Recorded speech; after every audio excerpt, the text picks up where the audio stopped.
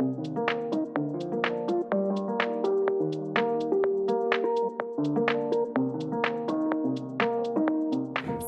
we're delighted Adam's joined us. If you live in the Borough and you haven't come across the Perky Blenders coffee shop or stand, then you're not walking around enough and you should get more exercise, because they are dotted everywhere. Adam formed Perky Blenders, co-founded Perky Blenders with his wife Victoria back in 2015. They've got 7 stores in and around London and supply coffee to over 60 stores, including Whole Foods, Anthropology and the award-winning Eat17 shops. And being you're a family-orientated business. You've got your roastery in Leytonstone, and you serve up brews in their own coffee shops and other people's coffee shops all over. And you also run a coffee subscription business, which obviously during lockdown was a lifesaver for me and for many others, I've got to say. And most of our staff. So, as I mentioned, Adam's really good at networking, so we asked him here tonight to come and talk to us about how he networks. But before we get started, do you just want to tell people why you started a business in Waltham Forest and what you like about having a business here? Well, I think starting a business in Waltham Forest is a complete no-brainer. So you're all in the right location. You know, what a hive of activity that there is in the borough.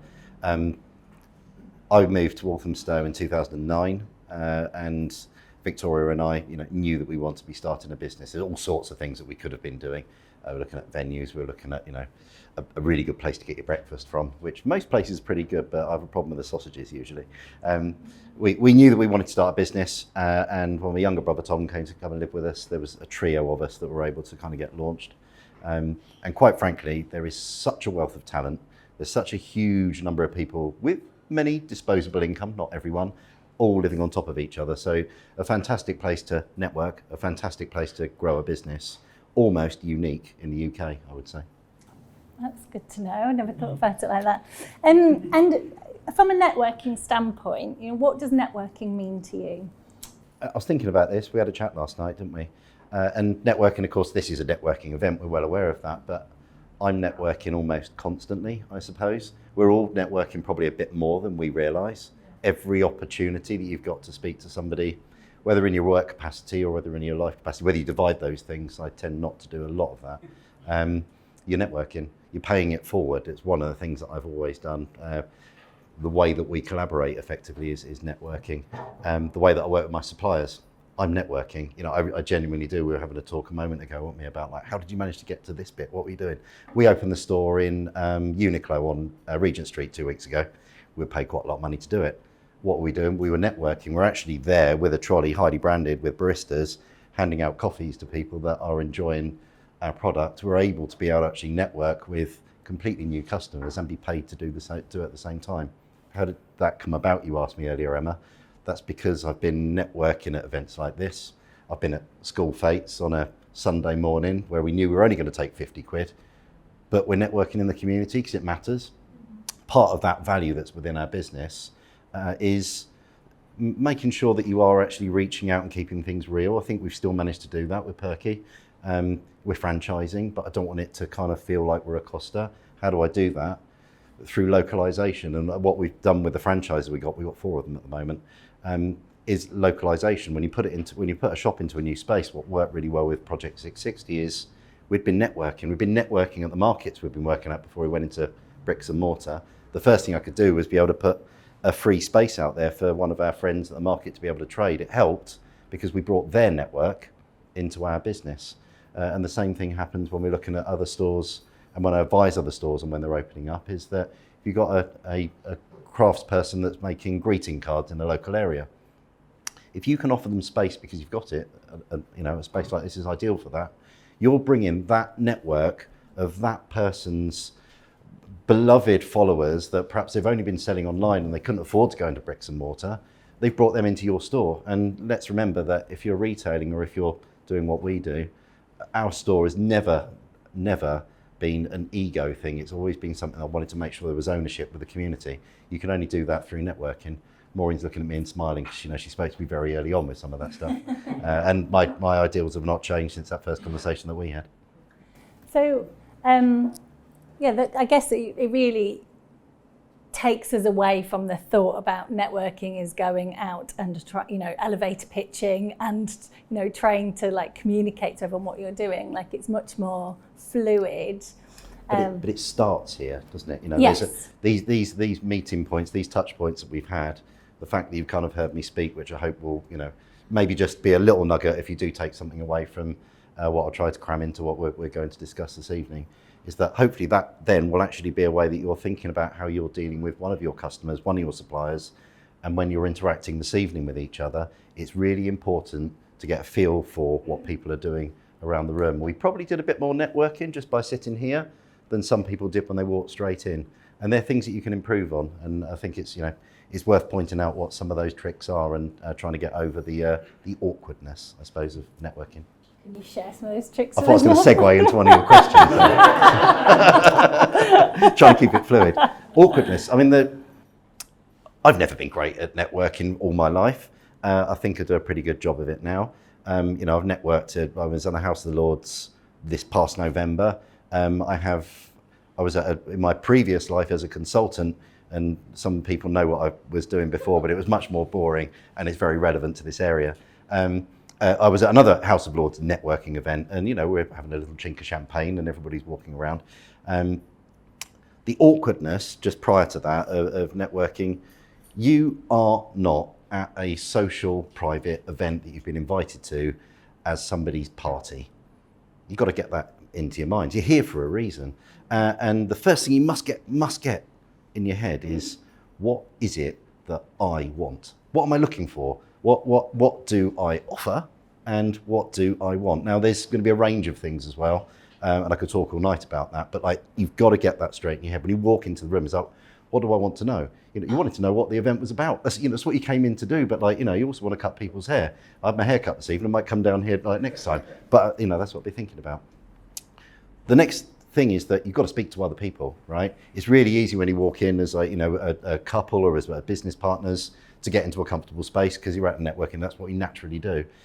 It's unnatural for many people when they're first starting out to just think, okay, fine, let's break. Let's go and see, have a little challenge between the two of you. Let's meet some, who's going to find the most interesting person? It's not natural just to walk up to people and speak to them about your business. Well, walk up to them and listen. Ask them, ask them something that is natural for you during the day. You don't have to talk about the weather, but just have a question.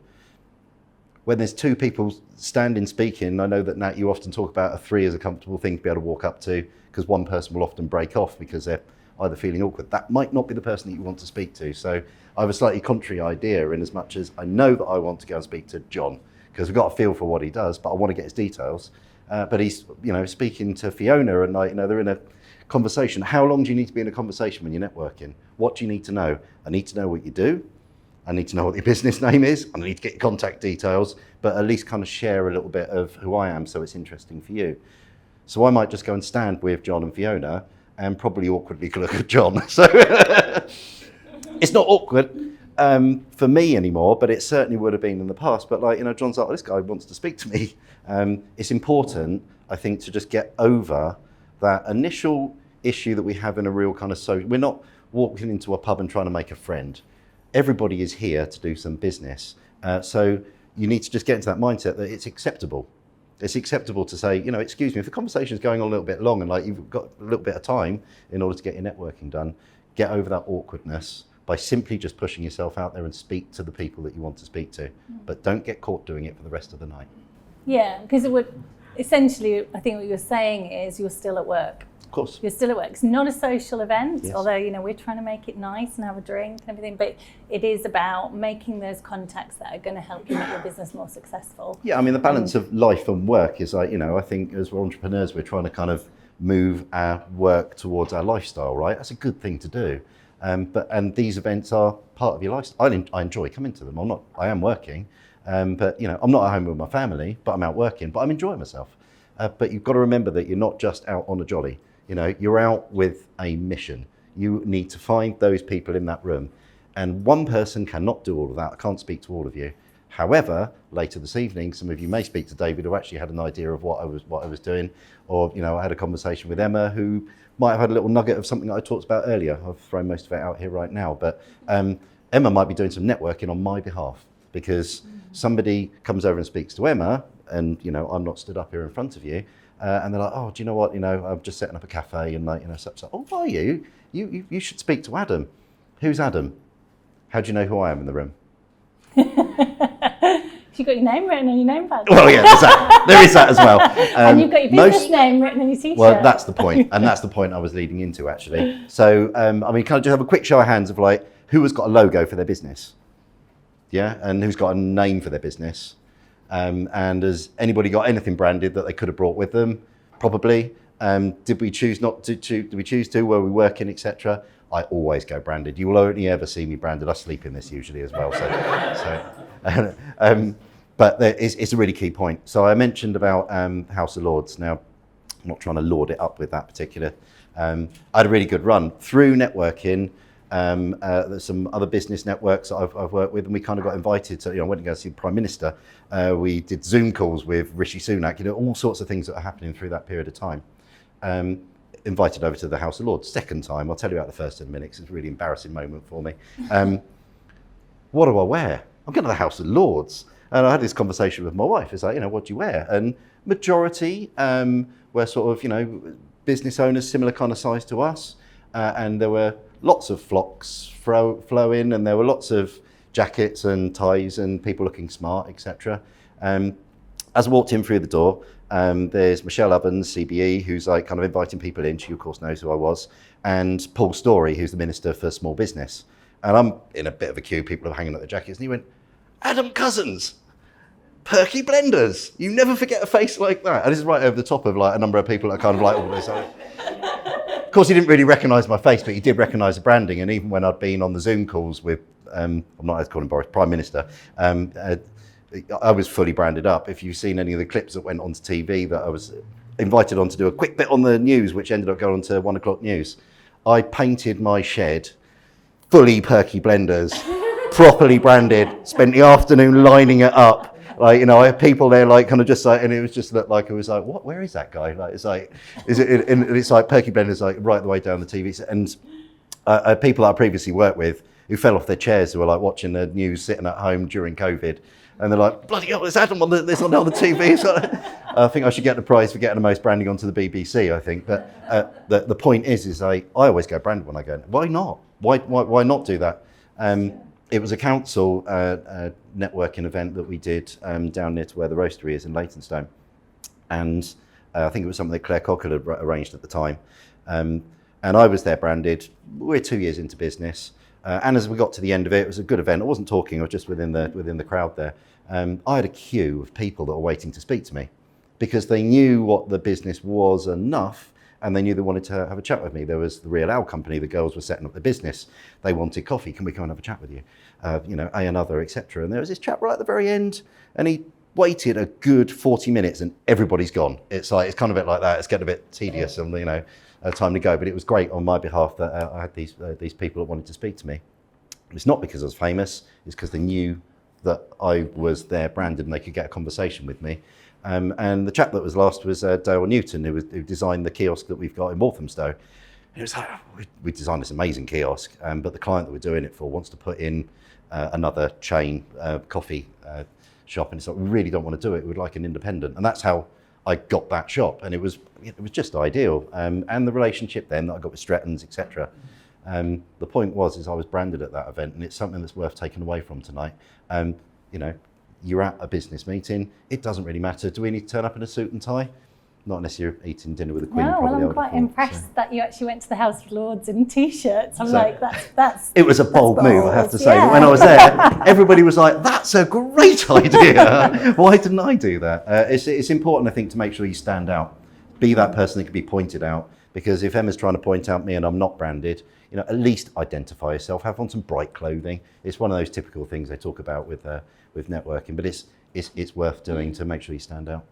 So you say you're very seasoned at networking now, right? You've done it for years and years and years, and you said it's not as I guess, intimidating. Like, but do you still find networking challenging a bit, or have you had networking go wrong in the past or anything? I don't think I ever get it right in terms of perfect. Okay. You know, you don't always get it perfectly right. you can just do the best that you can do. And I think, if you need to make sure you're getting something from it. I think that is the point. There is something you can get from someone here tonight. And it's not always just about your specific independent business. I talked about coming in with a purpose. What is it that I want? Just remember that's actually quite broad, because if you've got contacts with people, you're understanding other people's needs, you're equipped. You're equipped then to be able to have those conversations with others. Paying it forward really works, right? Trust me, it's one of those things, we want to make friends, but friends in business. They're relationships, they're people that becomes our network. Our suppliers, as I talked about before, our customers. It's just really important to make sure that you're getting something from the evening. Go away making sure that you've actually felt that you've got something from it. Otherwise, you just spent a nice time out eating some good food, which is a good thing to do, for sure. Awesome, thank you. I was going to ask you about the successes that Network has brought, but you've named quite a few tonight by the sounds of it. Is there anything notable that if you hadn't been at a network event, something wouldn't have happened? Many. I've almost everything from when we've wanted to borrow money, when we've wanted to almost all of the premises that we've come from networking. A lot of the team that I've got have come from networking. And you met me as well. Yes, exactly, Cam. And Cam's like, I did a bit of printing for you a little while ago. But you knew that as soon as you walked in through the door, because you were like, Perky Blenders. So, but exactly that. And I've got your card in my pocket. And a digital card's actually pretty useful. I think it did just share mine with Cam. It's quite a useful way of sharing your details as well recently. Blink, I think, is the one that I've been using at the moment. But QR code, you just scan a QR code, your details are straight to somebody else's phone. Very quick way of doing it. Very quick way if you've forgotten your business cards. Mine aren't that up to date. But also, during the last sort of couple of years, handing out cards hasn't been the kind of the way we've been able to do business, because generally we're been on Zoom calls, etc. Trying to think of a nugget to finish you off with. Well, shall we ask? I'm sure people have questions. Anyone got any questions for Adam about business or networking? Or are we good? Don't be afraid. I said to Nat last night. Yeah, please, Did Daniel. you plan to become a franchise? No, that's something that I didn't plan to do. Although I think I probably had a vision that it would do, if I'm honest. Our plan originally was to keep something fairly reasonably small for my brother to be able to take on. 2 years in, I'd put so much kind of all the mistakes that I've made in the past went into what we're doing at the moment, and I've made a lot of them.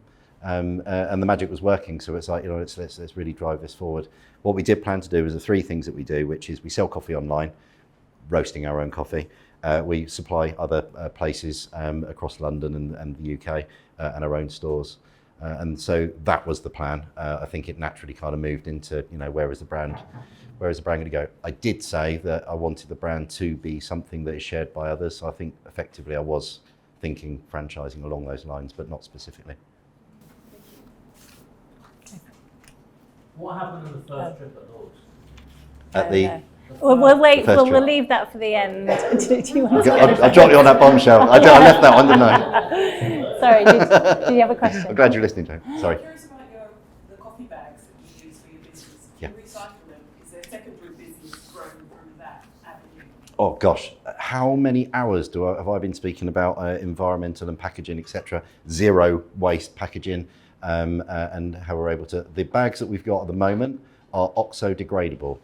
It's not suitable now for what our purpose. They don't recycle, but that particular bag does break down when it goes into landfill, which majority of packaging ends up going. Waltham Forest do not recycle the recyclable for LDPE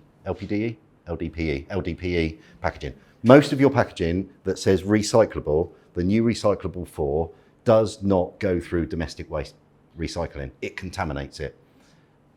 But nobody is able really to be able to talk about that. Majority of local authorities can't do that.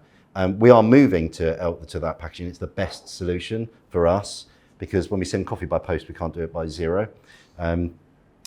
Yes, it's recyclable, the new packaging we've literally just moved on to. And I have a bit of an issue with the compostable packaging as well, because it's certainly more, there's a lot more issues around that. I want to go deeply into it, but we've thrashed out so many different ways. What we promise to our customers is that we're basically working hard to make sure we've always got the best solution that's available. And as a small business, we've got the solutions that are available that are mainly generated by the big businesses. So recyclable bags is what we've got, plastic, and then plastic's the evil word, isn't it? But genuinely compostable, home compostable packaging is not the way forward. You know, I don't know if many people home compost, I do, but I struggle to be able to put how much home compostable waste can you put into before it, you need the biomatter. You know, you need the temperature. It doesn't work, but it sounds great, and so many people are going down the route. It's wrong. I think it's going to get called out very, very shortly. Okay.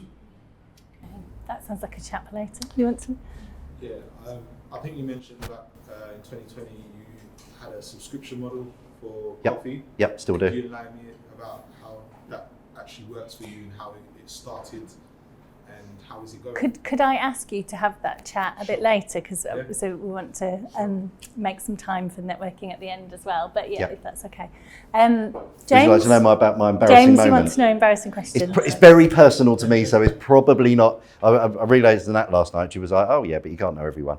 So I used to be a parking consultant. I was in like traffic engineering, and I know exactly. Genuinely outside, yeah, Monday to Saturday, 10 till 4, CPZ. Something to do with me. Sorry about that. I won't go into Mini Holland, but like, yeah. I was at an event, and there's a lot of parking people there. Like, you know, so it was very, very different kind of networking. I wasn't in a Perky Blenders t-shirt. I was in a suit and tie. And I was just having a moment, and it was power networking. I've never experienced anything like it before. It was good, but like what was effectively happening is like what I was talking about there with a kind of John and Fiona, sorry to pick on you, the conversation that's happening. Somebody would literally just walk in front of me, be like, "Excuse me," and then like start having a conversation with the person I was talking to. It was like that. You got about 2 minutes with people. There I was taking a bit of a break from it, and I've met some interesting people. And up rolled to me a lady in a wheelchair, and I've got my glass of wine. She was really polite. And she was like, "What do you do?" And I was like, "You know, parking." She was like, "Oh, talking about disabled parking and, you know, the levels, etc., etc." And, you know, okay, I was having an engaging conversation. And I was like, "Well, how about yourself?" And she was like, "Oh, well, you know, I'm in the House of Lords." And I'm like, "Oh, okay, right, I don't recognise you." And, you know, I've done this, "Oh, okay, fine, I don't recognise." "Oh, well, that's really nice," etc., etc. And then that started happening. Like, people were coming in. It was like, "Oh, excuse me." I was like, "Oh my goodness, you're such an inspiration. Like, you know, you inspired my mum. You did this and then somebody else. Do you mind if I like?" You know, and she had a crowd around her. And it was Tanny Gray that rolled up to me, and I just didn't recognise who she was. She's in the House of Lords, like, you know, Paralympic superstar. And I'm just, every time she comes on the TV now, I'm like, "Oh, sorry, Tanny." It was that question of like, well, what is it you do? But I think the moral of that is, like, you know, don't fear it. I mean, it's one of my little like sort of grudges, but it kind of reminds me that it just doesn't matter. And like you said, you know, you can't be expected to know everyone. If you're in a room full of actors and you only recognise a few of them, nothing wrong with actually going up and asking them what they do. No, exactly. So, thank you so much, Adam. That's really useful, and I hope it was for everybody hopefully else, you got yeah. some good tips tonight. So,